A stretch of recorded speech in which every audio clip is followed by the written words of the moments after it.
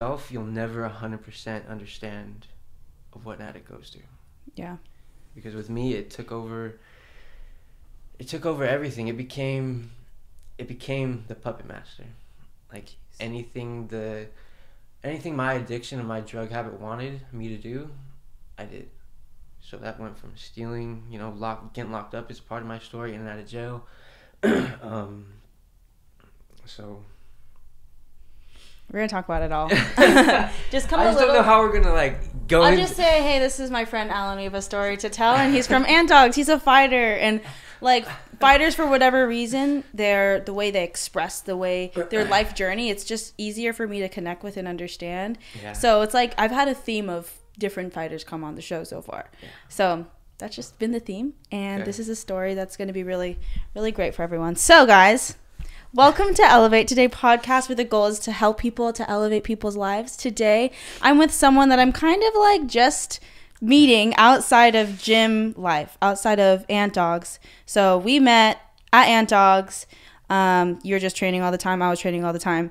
And then he found out I had podcasts. I wanted to get him on and have him tell his story, have him tell what he's learned. And he's recently had some tugs on his heart to just share the lessons that he's learned over time. So go ahead and introduce yourself. Okay. My name's Allen Silhanek. And I believe I have a story that is going to, help people and inspire people to come out of the lifestyle that I was once living. Mm-hmm.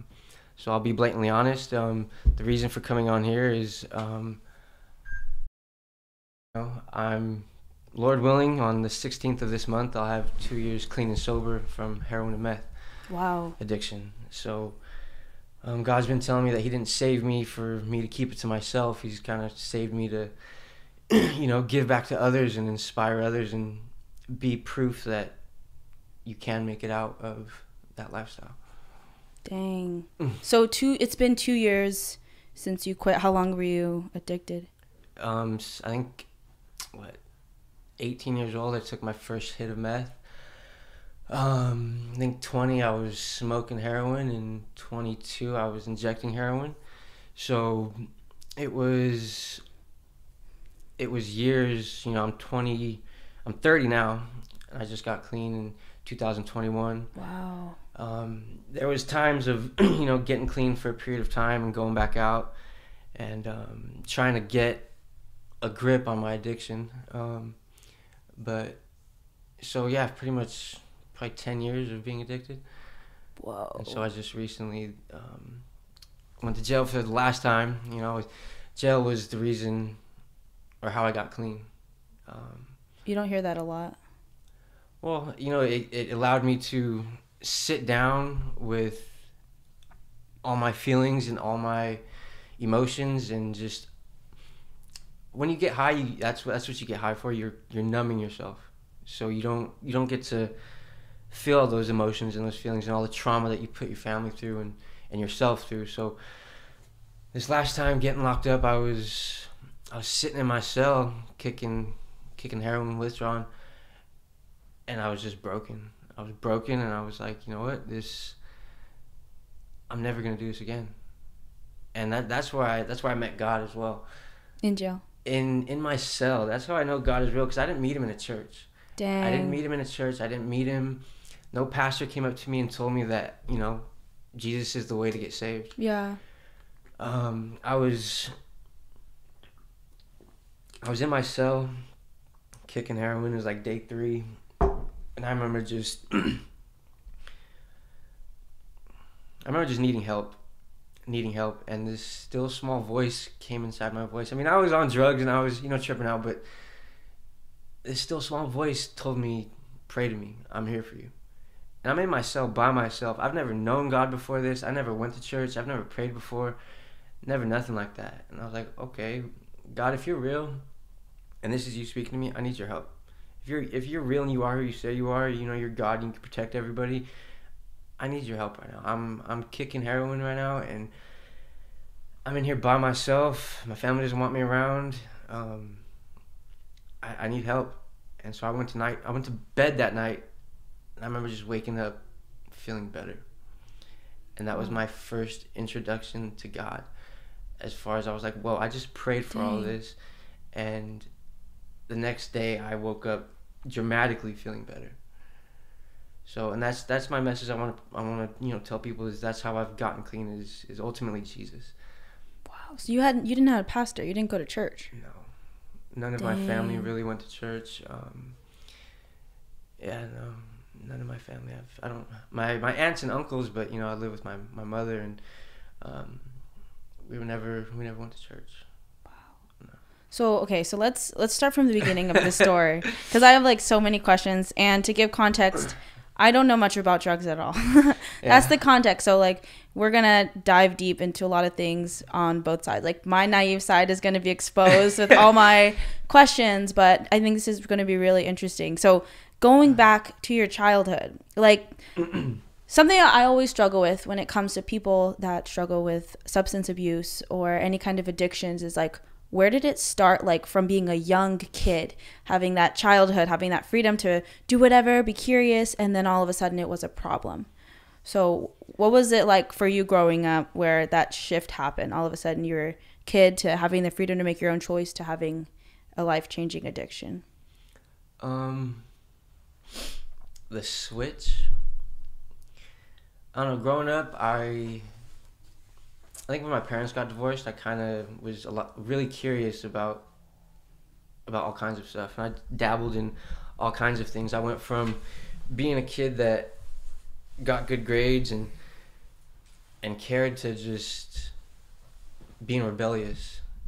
And I chose to start hanging out with kids that didn't really care as well. And instead of chasing after sports and doing all that, it's just, I guess it kind of developed. It just developed from drinking, smoking, to just being curious and wanting to numb how I felt. I don't really know when it did that switch, but well, I know once I started doing heroin that I had a problem. And I've never really been asked these questions before, so yeah. Take your time if you want. So you're saying from a child? Yeah, like was there something in your life that you all of a sudden felt like you needed to escape reality from, or was it the curiosity, environment? I think it was kind of just falling in love with that bad boy image. Yeah. You know what I mean? Like, yeah. Like seeing the stuff on TV and the dudes that go to jail and the dudes that come from a criminal lifestyle. I don't know, for some reason I was attracted to that. Like, ooh, that's like me. Like the adrenaline, you know what I mean, and the just the rebelliousness. There was something about it that just drew me to it. Mm-hmm. And that involved drugs, and it's just I kind of enjoyed the way it made me feel at one point. It started with fun with problems, and then just straight up problems. So I think that was probably the reason why I started to indulge in it. Was just I didn't have childhood trauma or nothing like that, really. My parents got divorced. That was about as big as it was for me. But other than that, I didn't really have anything happen to me that was so severe. I think I just kind of chose to indulge in that, and it just again ended up taking over my life. Yeah, that's interesting, because it's always easy to assume that someone always comes from a broken family or one parent just totally out of the picture if you're into serious drugs, but that's not always the case. Yeah, no, my mother is, bless her heart, I put her through a lot. My mother's like a superhero to me. I put my mom through a lot. Single mother raising three kids. Dang. So yeah, no, my mom's my superhero. I put her through a lot, and she's never left my side. So that's awesome. She's cool. Love you, Mom. So would you say that you gradually got into harder drugs? Yeah, for sure. Marijuana and alcohol first? Marijuana and alcohol first, for sure. Shrooms and psychedelics after? Yeah, all through high school. I mean, up until high school, I was a good kid. Mm-hmm. Once I hit high school, it was about partying, chasing girls, and getting high. For whatever reason, you hit high school and there's an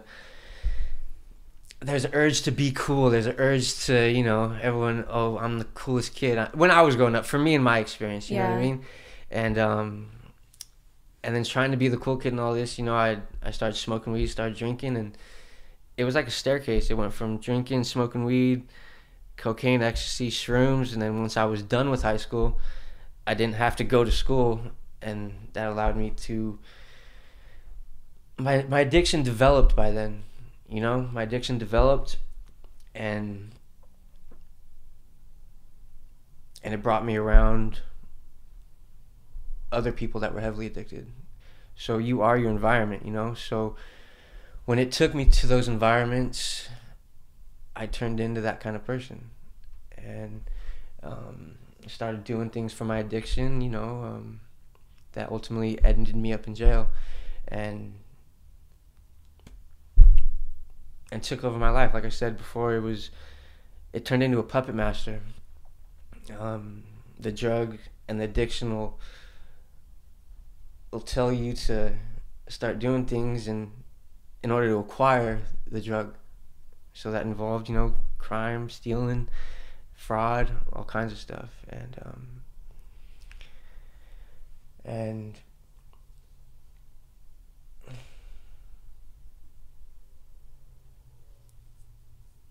yeah, that's where it took me. That's where it took me, and now I'm not that person. Now I'm 100% not that person. For people that don't have too much of a idea about addiction, this is my purpose, to share this with people, is to kind of give them an idea of what addiction's like, or if they have a family member going through addiction, of what it makes people do. Everybody that knows me now knows that I'm a stand-up dude. I don't do any of that anymore. It was the addiction that was making me do that. Mm-hmm. My family trusts me now. People at the gym look up to me. And I just want to, encourage. My reason for coming on here is just to encourage anybody that's in that lifestyle, that you can get out and walk a life of purpose and achieve your dreams and go after your dreams. And that's what I'm trying to do. Yeah, I have so many questions right now. I know, and it's a lot. So this is my first time, really opening up. Yeah, so and I'm so thankful. I'm honored to have that space for you. Yeah. So it feels good. I appreciate it. This is something new for me, and it's definitely out of my comfort zone. But I can already tell it feels good. Yeah, it's a really awesome way to help people, because you can't talk to multiple people at once unless you're speaking, but you can have a conversation and that be broadcasted to people that need access to that. So all right, so my whole thing with substances and drugs, it seems like it's always okay until someone's addicted, but you never know which part they'll get addicted to. And like I said, it's marijuana and alcohol first, and then it's shrooms. And then maybe shrooms, ayahuasca. In my opinion, it's psychedelics, because I think psychedelics are more accepted. Mm. And then at that point, you're just exotic, God knows what. But from marijuana to alcohol is such a quick transition. But do you think that you were ever addicted to marijuana? To marijuana, I mean, I started smoking at 13. I don't know if I was addicted to marijuana. And everybody's different. There's a lot of people out there that I don't think smoking weed's bad. I think there's not a problem with smoking weed. Same with alcohol. Alcohol I don't think is bad. It's just there's certain people that abuse it and use it as an outlet to escape how they're feeling and escape reality. Mm-hmm. But for weed, I don't know. I don't know if I was addicted to weed or not. I know I was addicted to meth and heroin because I just couldn't stop for the life of me. Is it expensive? Heroin and meth? Yeah. It's how much? I was up to doing a gram a day, so at least $100 a day. Whoa. Yeah. That's really expensive. Yeah. And that's for heroin or meth? I mean, the prices are probably different now, but yeah, I mean, meth I was doing, you know, so heroin was my main drug. Mm-hmm. Meth I like to do because it kept me up. It kept me up. And how do you inject those, or how do you smoke it? Well, you inject it through your veins. Ooh, so that's the needle one. Yeah. Whoa. Yeah. That's crazy. And who introduced you to that, or like how did you get in that situation to be introduced to it?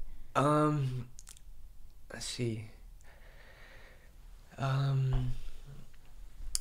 I don't know. Okay, I can't be name dropping. No names. Yeah, no I can't names. be name dropping. Definitely not name dropping. I had some friends that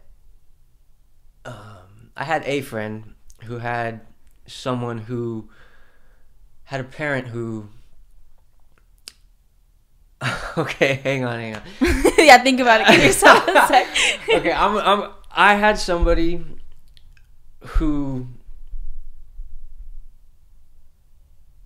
I had a friend of mine who had somebody who had Oxycontin.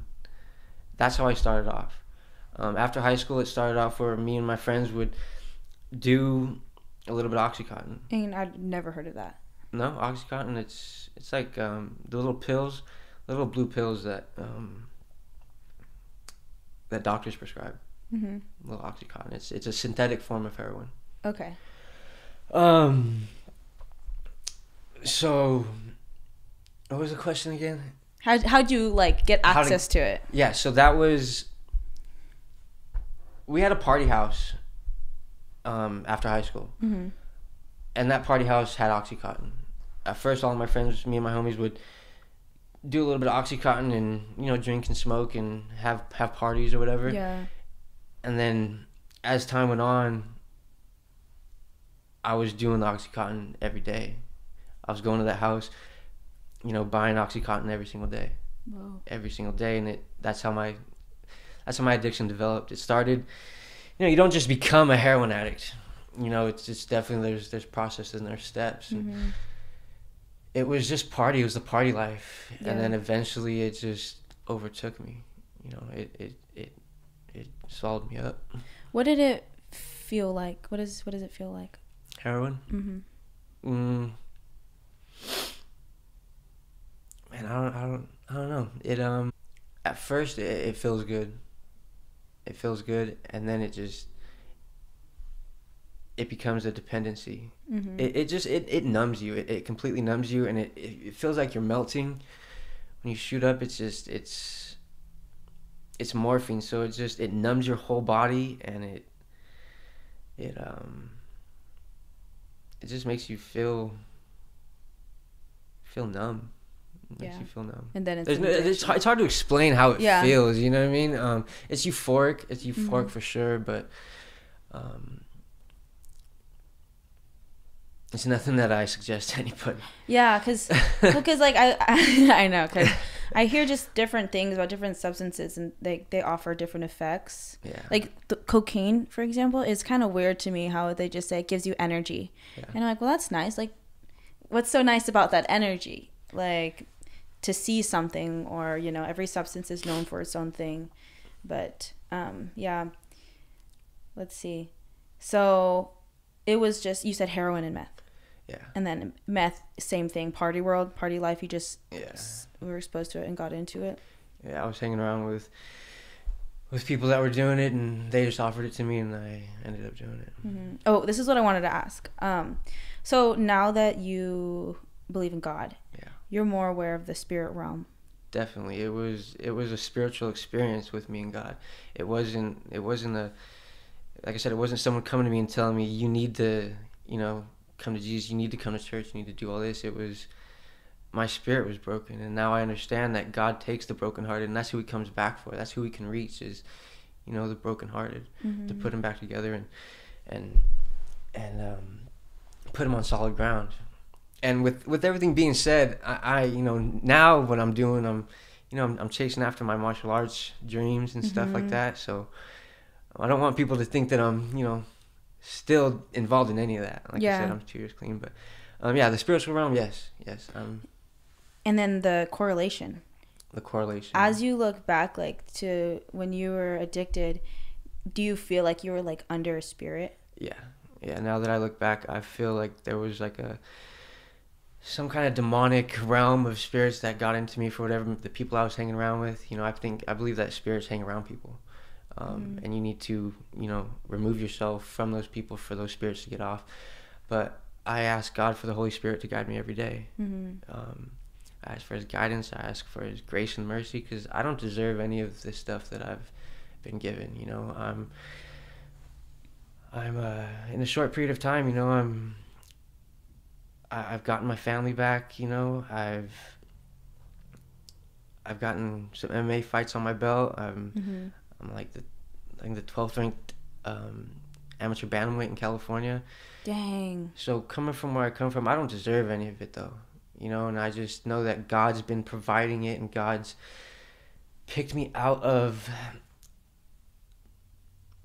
hell. And that's another thing that experience that I kind of had that is going to be difficult to talk about. But do you want to?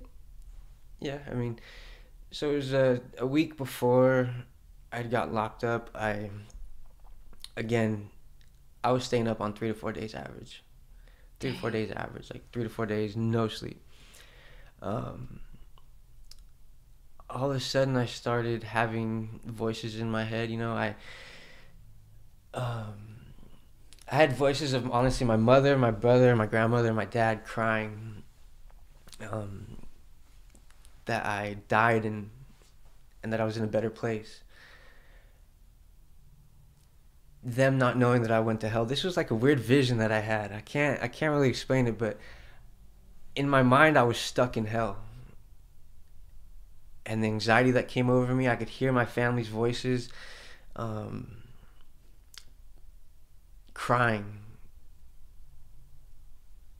And I remember trying to tell them that I was okay, but I was by myself in a hotel room. It was this spiritual encounter, and I felt my body being left in hell. And then now I came to God. It's like God was showing me that if I was going to continue living this life, that I was going to die and go to hell, and my family was going to be miserable. Dang. So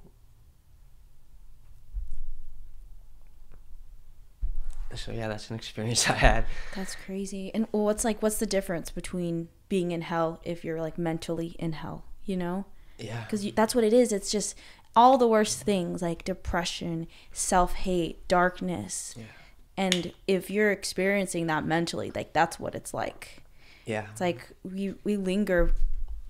We're in, you know, heaven state of mind or hell state of mind. Like, you know, there's an in-between, because we're flesh and spirit, but to be consumed by, like, hellish thoughts, like, that's what breaks my heart. And that's why, like, people that numb themselves to get away from that, when really they're just going there. Yeah, absolutely. And I totally believe in the spirit realm too. That's why, like, I think everything is spiritual. Everything happens for a reason. Everything's connected. Yeah. And yeah, it's really crazy that you got out of that. Yeah, and so that's what God's been telling me lately is, you know, he didn't save me for me to keep all this in. He saved me to, you know, hopefully be an example that people can change. People can change, and it doesn't matter where you come from. Life is ultimately a choice. Everything's a choice. You know, life isn't too much deeper than a choice, really. I mean, your whole life is a product of your choices. Yes, so true. So, and I've gotten an understanding of that. You know, I chose to indulge in drugs. I chose to put myself in that environment. So, just like now, how I'm choosing to chase after a better life, and now I'm a product of my choices now.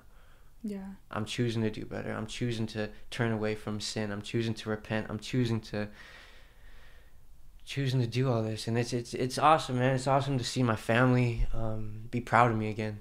How did you rebuild that bond with them? It took a long time. It took a while. They were nervous when I first got out. You know, they were nervous that I was gonna go right back, because it was years of getting out, going back, getting out, pleading with them, telling them I promise I'm gonna stay clean. I'm gonna do good. Mm-hmm. And then the way I got it back was just one day at a time, building their trust, and them seeing that I was serious about changing. Dang. Yeah. And how's your relationship with your siblings? Now it's awesome. Yeah. Now it's great. You know what I mean? Me and my brother, we go out to breakfast. I've been trying to get him to, be a little bit healthier and start working out. And, my mother is so proud of me, she has people come up to her all the time. Hey, I see your son. He's fighting. He's doing good. And it's good to see, and the smile on my mother's face now is good. That's good to really see, cool.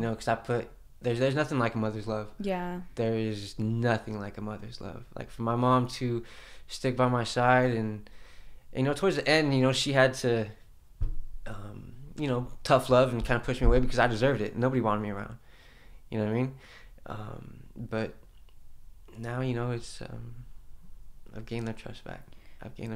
And yeah. It's good. How do you think a parent can navigate a kid that is struggling with that, or an adult, when they want to give them tough love, but they also want to know I'm here for you? Yeah. See, I don't. That's something I think you'd have to ask a parent, kind of. Mm-hmm. I don't really know how to answer that, but I know that enabling them and being there for them too much can enable them to stay in their addiction. Mm-hmm. And bless my mother's heart, that's kind of what she did, but that's because I'm her son. She didn't want to see me go through that, but she can admit it herself, and she does, that she was an enabler for me for a long time. And then towards the end, she was realizing that it wasn't doing me no good.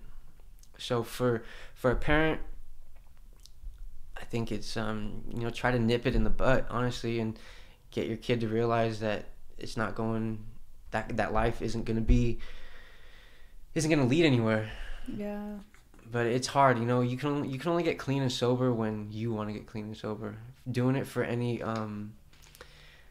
ulterior motives, you're not going to last. You're not going to stay sober. Mm-hmm. I had to do it because I was broken and I was done. I was so sick of living that life, and I knew what I was capable of. I was like, fuck, dude, I'm so sick of living this life. Yeah. I'm so sick of living this life. I know who I am underneath all this. I'm a great dude. I'm a great person, and my morals and everything is awesome. It's just that drug took over. Dang. And so now I'm in love with the potential of my potential. Only, not even a full 2 years clean, and hopefully gonna be making my pro debut later this year, and achieving what I've achieved. It's just anything's possible. Yeah, that's really awesome. Yeah. So how did you find Antdawgs? How did you find martial arts? I needed a way to stay clean. Yeah. And I was so sick and tired, and I was like, growing up, I played sports, and in the streets I got into a lot of fights. Yeah. And Antdawgs, you just hear about Antdawgs. It's really the only MMA gym in Gilroy. So yeah, it's true. I was like, man, I need something to give me structure, give me purpose, give me, reason. And went to Antdawgs, signed up, and the rest is history. Dang. Yeah. That's crazy. I actually met you then. So I came to Antdawgs in 2015. I had got out. Oh, okay. I got out, and I tried to stay clean, and went to Antdawgs for a while, stayed clean, and then relapsed, went back out, came back, relapsed again, and this last run was my worst one, and came back after I got out of the drug rehab. I went to jail, got out, and had to complete a drug rehab, and then got a hold of my coaches, and I said, is it okay if I come back? And they're like, absolutely. Dang. Absolutely. So Coach Antdawg, that gym, And like him especially, Antdawgs so fucking cool. I've never met someone who's so many have spoke so highly about him. Yeah, absolutely. Like, you know, because his people are all not as like expressive. Let me talk about it. But when I hear them talk about it, it's like, no, like I love him. 100%. His energy, loyalty, like that deep love. I can tell it's been so impactful. I owe a lot to not just God as well. I mean, everything is, you know, God orchestrated, but Anthony and Angel Figueroa and everybody involved in Antdawgs, you know what I mean? It takes a tribe. And, you know, without Anthony, I wouldn't be on the path I'm on because his walk of life has resulted in me walking my life. So I'm 100% grateful for him. Like this morning it was me, Anthony Jr. and Andrew, and we had a, you know, awesome workout. It was good. It's just, it gives me a sense of purpose, drive, and the MMA that I'm chasing after is kind of parallel to my drug habit, as far as, but my MMA now being beneficial, as far as I was always chasing after that high and more, and so now with MMA it's parallel as far as you're always going to be chasing after more. Nobody's ever sitting on the top like, oh, I'm done with MMA, I have it all figured out in the MMA world. Yeah. So that's what's, I've just transitioned my addiction from being heavily addicted into something beneficial, and I've put in that work ethic to a good purpose. So do you think it's true? Because I heard people say this, like everyone's addicted to something, or everyone has their medicine. So like everyone does have their thing. For sure. There's no one that's just like, about everything, unless they're indulging in just food and video games or something. See, I like to see it that way too, because that obsessed energy, it's just, you have to put it somewhere. Yeah. And I've managed to put it in movement and fitness too. And it's like, I don't know why, it just kind of keeps me sane. Like once I stay away from it, I don't feel myself. Yep. I don't feel good. I need it in my life. Absolutely. I have to stay at the gym. Like, this is where my friends are, this is where my people are, and this is where I like myself. Yeah. But it's just like a substance. I have to stay with it. Like, I'm not myself without it. I go crazy without it. How do you think you find a healthy balance between like overly obsessed with something? Lately I've been understanding that you definitely do need to find a healthy balance. How to find it, I think you just need to have healthy relationships around you. You need to have a good tribe around you. But as far as finding it, I don't know, because honestly I kind of feel like I'm obsessed with training lately. Yeah. So I don't know if I've really found it. I don't really know if I found it. That's awesome. Yeah, that's good. That's like, that seems healthier though. It's how it should be. And yeah, it is. Until it you is, burn but out. I can see how it can become unhealthy. You know what I mean? But for now, I enjoy where I'm at. I'm in a good mental space. I'm in a good spot spiritually, and you know, 2023, I'm ready to just keep it going. You know, keep training, just train more. Yeah, and you know, it could be a little unhealthy the way I train, maybe. You know, because I every single day. Like Monday through Saturday, it's 6 days a week, twice a day at times. But I understand that where I want to get to, that's what it's gonna take. Mm-hmm. That's what it's gonna take. I'm honestly trying to make up for lost time. You know what I mean? And I understand that nothing in life that is easily attained is gonna fulfill you, or is gonna bring you fulfillment. And it's gonna take time. It's gonna take patience, and that's something I'm trying to grasp as well, because being an addict, it's we want it now. That's what that we want it now, and I'm learning to enjoy the process, but to really take that in and understand that it's going to take hard work. You know, to understand, I know where I want to get to, but do I understand what it's going to take? Do I understand that it's going to take, you know, eating right, sleeping right, not really being able to go out and do stuff, because you gotta to get to the top, you gotta eat, shit, sleep, train. Yeah, it's what it's gonna take, because there's somebody else out there that's looking for that spot too. So what did it take for you to not want to go out anymore? To not go out and Just party or just... Not even like party, but just like go out and like just have social time and all that. But usually end up being partying, just because that's what people these days do when they come together. I've done enough of that to where I know that it's... I don't know, it's just not for me anymore. Mm-hmm. It's not for me. It's just kind of like wasted time, you know. There's so much more that I could be doing. So although it's good, you know, to go out and enjoy a social life. Yeah. For me, it's I'm getting to know who I am. Yeah. Honestly, I feel like my life just started. You know, January 16th of 2021 is when I got locked up. January 15th, January 16th of 2021 would be my clean date because I haven't used from then on. And I feel like just from then on is when my life really started. And so it's just not for me. I don't know, going out anymore. I did a lot of that in high school. It's just not for me. It's all out of your system. And now you can focus. Yeah, and that's what I think is huge, is just getting it all out of your system. Same with addiction. It's just getting it out of your system and being done with it. You got to hit a bottom. Yeah. Do you think you have to hit a bottom? Absolutely. If you don't hit a bottom, there's no reason to stop.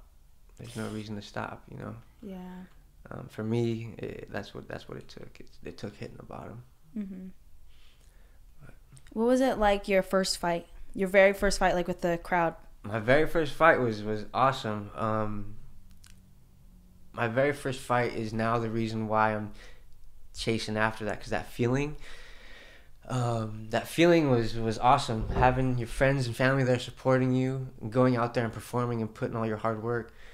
My very first fight, though, I threw one punch and it was over. Oh, really? Yeah, my very first fight in 2018.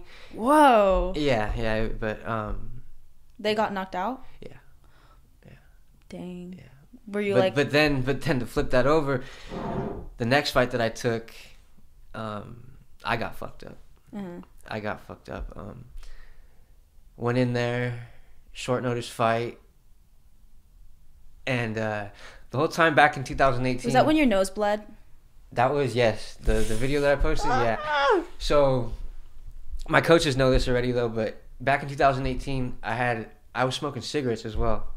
Heavily addicted to cigarettes. I couldn't stop smoking cigarettes. So, that first fight went as good as it could have gone for me because I was smoking cigarettes. My coaches didn't know that. My coaches didn't know that at the time. Yeah, my coaches didn't know that at the time. They wouldn't have put me in there. How'd you hide the smell? I would go to, I would make sure I smoked a cigarette 30 minutes before every practice, Listerine and hand wash, and then I would go to practice. Wow. You actually had a system. Yeah, oh, for sure. Dang. Yeah. So, but yeah, then on the flip side, I learned so much from my loss. That loss in 2018 after my win was, I went in there and I was defeated mentally because I knew I was smoking cigarettes. I knew that I was, that I wasn't taking it as serious as I should have.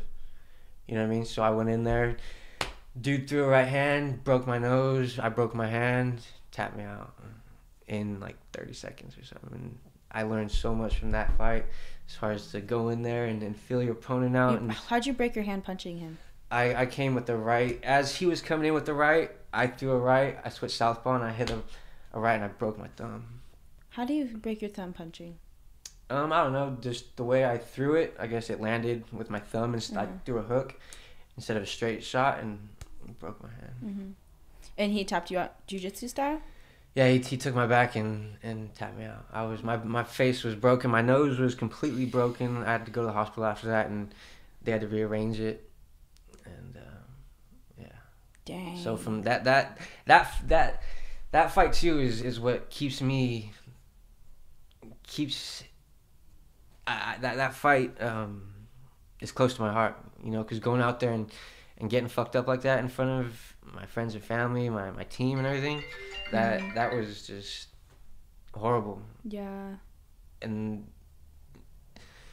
so that's a big reason was why I do this. Why I'm fighting, because I don't want to feel like that ever again. I don't want to feel like that. I want to go in there. And now that I've gotten rid of all my vices, haven't smoked a cigarette since January of when I got clean. Everything stopped when I went to jail that day. Dang. So. That it stopped from your encounter with God. Yeah, absolutely. And you know, the Bible transforms me. transforms everybody. I think the Bible is, you know, God's written word to us on how to live. So the more we read that Bible, the more we're going to live the way he wants us to live. Did you ever like wonder like where this God voice came from? Because, you know, anyone can have a God encounter, but there's so many different religions. Like, what made you find the Bible? I just knew that it was God. I put praying, because the word praying came to my mind. And so I just put two and two together, and in Allen County, I asked for a Bible. A Bible was given to me, and from then on, I just continued to read, continued to pray, and I asked him to take away my anxieties, to you know, give me strength to not do this. I pled with him. I was like, when I get out of here, God, I promise you that I will not use again. I will not go back to that life. And sure enough, I haven't. So. Dang. What's your favorite part in the Bible? I think it is probably when Jesus, before the Last Supper, Jesus washes his disciples' feet. And I think that just shows that no matter how high you get in life, it's about humility and serving others. Dang. Yeah. That's so true. Yeah, I think that's what I got out of that. That was Matthew. I just read that, I think, 2 days ago too. So. What's your guidance for someone that wants to read the Bible but is intimidated by how big it is? That was a big thing for me too, and I'm an infant in my faith. You know what I mean? I'm just starting to understand. So what was your question? Like, cause I've read the Bible. I mean, I kind of struggle with the Old Testament. I haven't really indulged too much in the Old Testament. Yeah. For me, it's the New Testament. It's way more spiritual in the New Testament, and the way Jesus lived. It's more, for me, it's more the New Testament. Mm-hmm. And you just like New Testament beginning to end, or do you have like a suggested 2 books you read before you read beginning and end? I liked any one of the Gospels, Matthew, Mark, Luke, or John, that shows you Jesus' life, and I believe the way Jesus lived is the way we're supposed to live. Mm-hmm. And then the Psalms and the Proverbs. Proverbs is, you know, the common sense, and it'll yeah. Proverbs is the common sense. Yeah. So, but it's definitely intimidating, and you kind of have to have somebody to guide you through it. So that's what I've been wanting to do, is get into a Bible study recently. And Jim Serrano's been helping me though too. Mm-hmm. Jim Serrano's awesome. And every time we have, he's amazing. I do personal training with him, and you know, we talk about it all the time, and he guides me through it. Yeah. And he was a big push for me to do this whole podcast. That was just, that's really cool. Yeah, that it's gonna, you know, hopefully help somebody, and just to be truthful, just to be honest. There's nothing wrong with sharing your story. It's just, as long as it's the truth, there's nothing wrong with it, and that's what I've come to accept, is that there's nothing wrong with this. It's where I used to be in life at one point, and now I'm not, and that's my truth. And hopefully somebody can look at this and say, dude, because of you, I turned away from that life. I'm now going after what I want to go after, and because you was possible, you know. And ultimately, it's Jesus. Ultimately, what I want people to get out of this is Jesus is the one who saved me, you know. And I've only been, you know, reading my Bible and praying and going to church for, you know, I got out in like a year, you know what I mean? Like this going to church and taking it serious was like a year, probably a year. So. What church do you go to? Victory Outreach. What? Yeah. No way. Yeah, it's on the same block as, and again, I need to go more than that church does a lot with like outreach and rehabs. Yeah. They're amazing. That's really crazy. I thought you went to one in Gilroy. That is Victory Outreach is in Gilroy. So I live on the same block as Victory Outreach. Oh, Victory Outreach is like multiple places. Yeah. All over the world. Yeah. Yeah, for sure. Yeah, that's why yours and Jim's story about like just you guys have experienced so much life. Yeah. But both of you guys had found God not like in church or like read your Bible, pray. We're going to church. It's Sunday. Like that's how I was introduced to God. Yeah. And it's very like it's Sunday. We go to church on Sunday. Pray right before you eat. Don't eat before we pray, you know. and so for me, like sometimes I'm just like, okay, I want to not be so in the book or not so by the rules, but like allow myself to not be so into it so that I can have those encounters, like in a weird way. But then I realized, like, well, and that's kind of like religion, though, right? Religion. I'm not religious. I'm not religious. I think there's a difference between religion and Christianity. For me, it's a spiritual life and relationship with Christ. It's not religion. It's not somebody telling you to do this, telling you to do that, because ultimately God's the one that we have to answer to. Yeah, people won't even get to that realization until, like, they just have to deal with their mental constructs of thinking that, like, religion is just this box. Like, faith is religion, and religion is just, you're a bad person if you do this, and you're not if you do that. But it's like, you can have an empowering relationship with an infinite being that can, like, give you guidance to life. Exactly. And bring you to not just live a sinless life, but to give you fulfillment and purpose that we're all seeking. Absolutely. Because I'm realizing, as I've had the freedom to be young and just have fun according to what the world calls fun, and I just realized, like, there's no quick fix, there's no, like, substance, there's no party, there's no place that compares to, like, a raw, like, real moment with God. Because the peace that it brings you, the peace that surpasses all understanding. And I have been so uninvolved in my faith recently. But I just think back to times I was the most happy. When you say uninvolved with your faith, what do you mean by that? Come on, this is a two-way street. What's up? I just mean, like, you know, I'm grinding a lot, but I make no time for my faith. I have all these, like, Devo books, Bibles, church opportunities, even church friends, people that would sit down and, you know, like, talk about God together with me. Like, I haven't allowed myself to prioritize that. It's just kind of like no excuse. I'm just working and then sleeping, and then working, sleeping, social time, and working out, of course. But yeah, like, my priorities are so different because I used to do missions. So I used to go out anywhere and everywhere and share the gospel, and that was really awesome. But just coming back home to a routine, and not people who are just like, yes, let's do it for God. Like, let's go tell someone we love them. Let's go give someone a hug. Let's go pray for someone and see if they're struggling with anything. Like, that's a life I used to live. So being back, it's not, what is God telling me to do today? It's more like, what do I have to do today? And if I get this done and I have time to pray and read the Bible, then I will. Yeah, and it kind of has to feel genuine, right? I think some of those people that are out there doing that are doing it because the religion, people are telling them that they need to do it. You know, are they really doing it because that's what their heart wants them to do, and that's what they're calling God, or God's calling them to do? Or are they doing it because they're being told by other people to do it? Yeah, that's true. So, but for you, I believe, you know, faith without works is dead. So you have to put in some work. You have to put in some work, but, like, you got to find that balance as well. But again, believing what you want and asking God for all that, He'll give it to you, but you have to put in the work as well. So maybe that's what your journey is right now. You know, you're putting in the work to get you to where you want to be.